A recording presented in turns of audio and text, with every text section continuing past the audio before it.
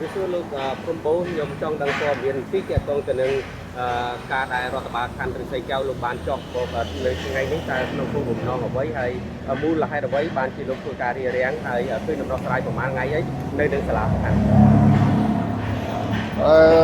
ដំណោះស្រាយនៅសាលាខណ្ឌគាត់និយាយតែម្នាក់ឯងគាត់និយាយអត់ចង់ឲ្យគេនិយាយកន្លែងណាសំខាន់គឺបិទអត់មានបង្ហាញឲ្យគេឃើញទេអត់ឲ្យមតិមហាជនឃើញទេដូចជាឯកសាររបស់លោកយាយតាំងឲ្យថាំងគាត់ភ័យព្រួយថា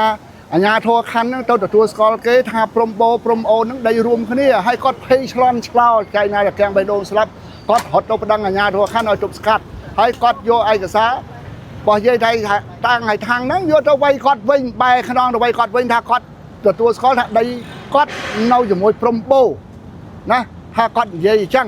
បើតាមការពិតអាជ្ញាធរខណ្ឌនេះដែលចោតពីកាលថ្ងៃទៅប្រជុំហ្នឹងណាចោតថាដីរបស់គាត់នៅជាមួយព្រំបោហើយព្រំបោលើកដៃស្បត់ហើយស្បត់ទៀតថាអ្នកតាក្រហមកខ្ញុំចង់ឲ្យពូ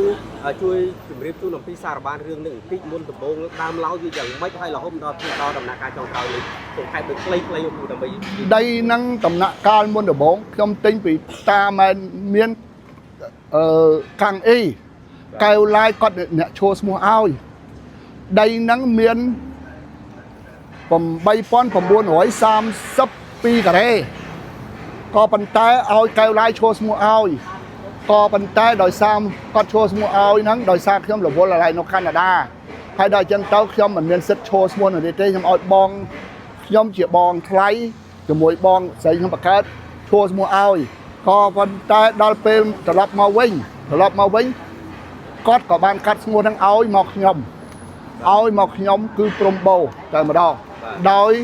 យោងទៅតាមឯកសារមេធាវីអីជុំហេងបាទខ្ញុំភ្លេចវា30ឆ្នាំហើយវាយូរពេកហើយដូច្នេះដល់តែពេលទិញហើយខ្ញុំក៏មិនបានថាដឹងថាដីហ្នឹងមានរឿងដែរអត់ដឹងមានរឿងទេដល់តែឆ្នាំ2021 22បើនេះគេថាដីហ្នឹងមានរឿងហើយក៏ខ្ញុំកើតទុកដីអត់លក់ទេដល់តែពេលនឹងអញ្ចឹងទៅមានរឿងមែនក៏ប៉ុន្តែដល់តែពេលឆ្នាំ2002ហត្ថលេខាដោយជួនសទ្ធីពីសាលាក្រុងឲ្យខ្ញុំ3ឡូឲ្យ13ឯណាអត់ឲ្យ4ទេណាបាទក្នុងគណៈដែលពូទិញបាន4ឡូណាក្នុងឋានៈដែលខ្ញុំទទួលបាន4ឡូដល់តែពេលឆ្នាំ2016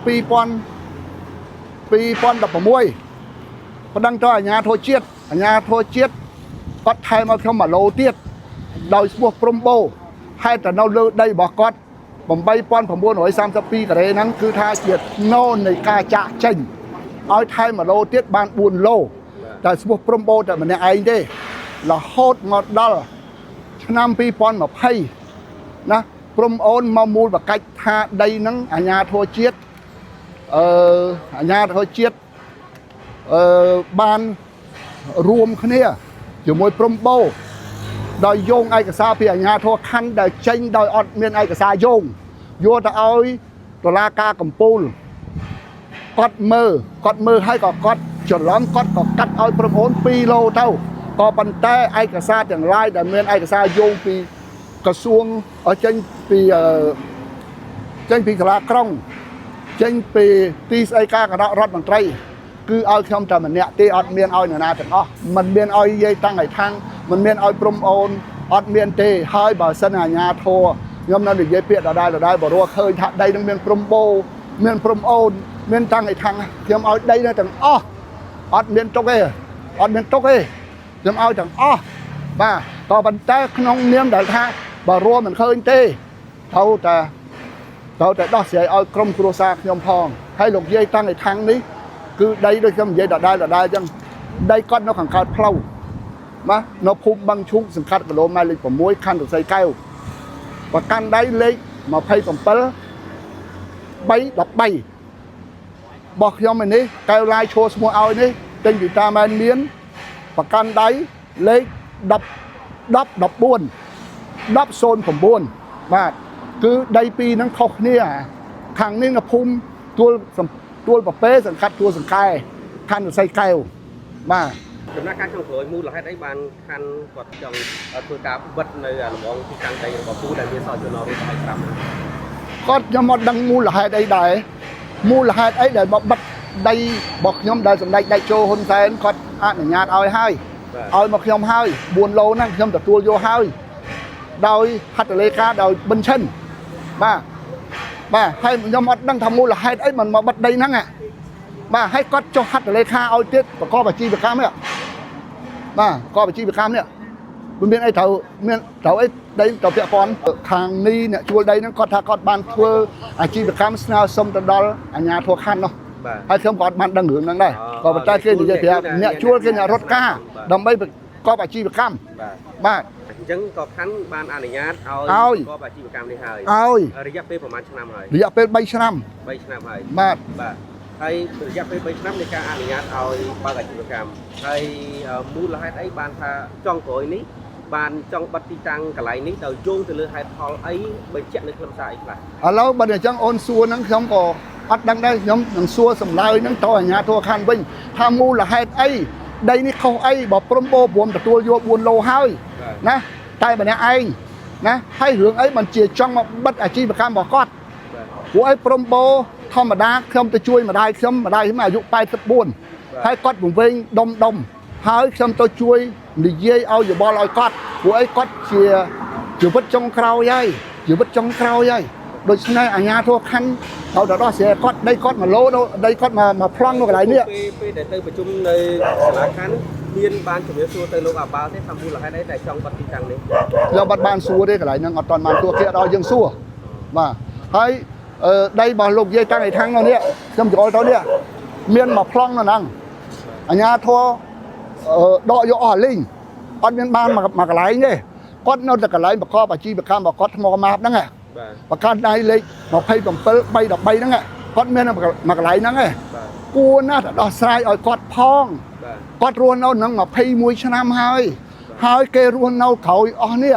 មកនៅក្រោយនេះមកជួននេះគេបានដីរស់នៅដូចគាត់ចឹងហើយរឿងអីបានជាអាជ្ញាធរខណ្ឌមកររឿងគាត់ណាអូចង់រុះរើរបស់គាត់បាទមូលហេតុអីអយុត្តិធម៌ណាស់ដោះស្រាយឲ្យគាត់ផងអ្នកដែលរស់នៅតាមផ្លូវនឹងសំណង់អាណាធិបតេយ្យកាលឆ្នាំ2017 18រហូតដល់ឆ្នាំ2019មុនអនុវត្តរដ្ឋបាលហ្នឹងណាគេចែកឲ្យគ្រប់គ្នាទាំងអស់4ម៉ែត្រគុណនឹង15ហេតុអ្វីបានជាម្ដាយខ្ញុំដីមាន2កន្លែងគេយកមកកន្លែងហើយគឺមកគៀបកគាត់យកមកកន្លែងទៀតមកកន្លែងទៀតទីណាកន្លែងណាមកកន្លែងទៀតទល់មុខនេះបាទនៅទល់មុខនេះតែម្ដងហ្នឹងទីតាំងនេះតែម្ដងហើយគាត់បើកកន្លែងលក់ថ្មម៉ាបខាន់លោកចង់បិទដែរឬក៏យ៉ាងម៉េចខ្ញុំអត់បានដឹងដែរក៏ប៉ុន្តែគាត់ខ្ញុំចេញមុខដើម្បីជួយមូលហេតុបើថាគូអត់តាន់ដឹងហ្នឹងមូលហេតុអីបានថាខាន់ចង់យកចុះបើគេចេញกระดาษមកហើយចេញกระดาษមកនិយាយថាម៉េចគេចេញกระดาษមកថាលើកទី16ហើយនៃការអីលើកទី16លើកទី16ដើម្បីគេសុំរស់គេអនុវត្តរដ្ឋបាលអញ្ចឹងបាទគេអនុវត្តរដ្ឋបាលមានការដោះដូរទេអត់មានទេច្បាប់ដីលោកយាយនឹងប្រមាណការ៉េដីរបស់លោកយាយហ្នឹង1200ការ៉េ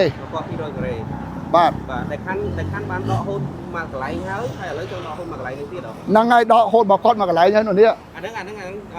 ក្បាលដីលេខប្រមាណហើយមានចំនួនប្រមាណអាហ្នឹងដល់សួរគាត់បាទហើយគាត់ពង្វេងទៀតហើយមានការដកលើកទី1មានការដោះដូរទេលើកទី2នេះមានការដោះដូរទេលើកទី1អត់មានការដោះដូរឲ្យអ្វីទាំងអស់ជាសំណងអីទាំងអស់គេបានគ្រប់គ្នា4គុណនឹង15គេបានគ្រប់គ្នាអត់មានដីផងហើយដល់គាត់មានដីដែរគេអត់ឲ្យគេឲ្យគាត់ទីតាំងកន្លែងនេះក៏អត់ឃើញមានសំណងដែរហើយឯកសារបានបង្ហោះហើយមកវគ្គមុនហើយគឺថាគាត់បានបង្ហាញរដ្ឋយោងលើអាបាត់រដ្ឋបាលខណ្ឌរិស័យកែវលោកយោងទៅលើមូលហេតុអីបានដកហើយមិនមានសំណងជាទូទៅឮថាតំបន់អភិវឌ្ឍរិស័យកែវនេះគឺមានការផ្ដល់ជាសំណងដកទីតាំងណាមួយមានការផ្ដល់ជាសំណងនៅទីតាំងណាមួយត្រូវតែមានឬក៏យក3ឡូផ្ដល់ជូន1ឡូឬក៏2ឡូអញ្ចឹងទៅតាមការចាប់យើងត្រូវយោងហ្នឹងហើយយើងត្រូវយោងទៅតាមឯកសាររបស់កែវយុទ្ធិមាអាយដាមកែវយុទ្ធិមាមកហើយកន្លះហិកតាបាន1ឡូកន្លះហិកតាឡើងលើបាន2ឡូ ដល់រហូតដល់1ហិកតាបាន3ឡូដល់តែលើសពី1ហិកតាឡើងទៅលើបាន4ឡូ 4ឡូក្បាលឡូនីមួយ ក្បាលឡូនីមួយ20គុណនឹង30 20គុណនឹង30 បាទ20គុណនឹង30បាទហើយដីខ្ញុំច្រើនណាស់4ឡូហ្នឹងគេឲ្យណាជាធ្នូមួយដកយកដីខ្ញុំ1500ការ៉េខ្ញុំសូមលើកដៃ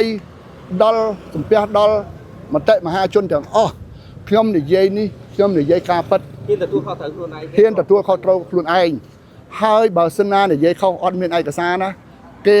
ថាយើងពីបត់បរហាគេប្តឹងយើងចូលគុកណា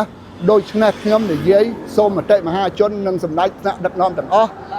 មេត្តាដឹងថាខ្ញុំនិយាយនេះជារឿងការពិតទាំងអស់អត់មានខ្លាយបន្លំទេហើយខ្ញុំសូមលើកដៃសំពះទៅដល់ថ្នាក់ដឹកនាំបាទសម្ដេចដៃជោហ៊ុនសែនប្រធានព្រឹទ្ធសភាសម្ដេចធិបតីហ៊ុនបណ្ដែតប្រធាននាយករដ្ឋមន្ត្រីឧបកើតរិទ្ធនិងឧបសាយសំអាលនិងឧបសសុខាមេត្តាជួយរយុទ្ធធរឲ្យក្រុមគ្រួសារខ្ញុំផងណាខ្ញុំមិនមានអ្វីទេខ្ញុំមានតែប្រជាជនសាមញ្ញធម្មតាខ្ញុំក៏អ្នកធ្វើការដែរចិត្តចូលអត្រែតហើយណាដូច្នេះខ្ញុំក៏អ្នកធ្វើការដែរបម្រើរាជដែរណាដូច្នេះខ្ញុំសូមតែភាពយុត្តិធម៌ទេបាទអរគុណ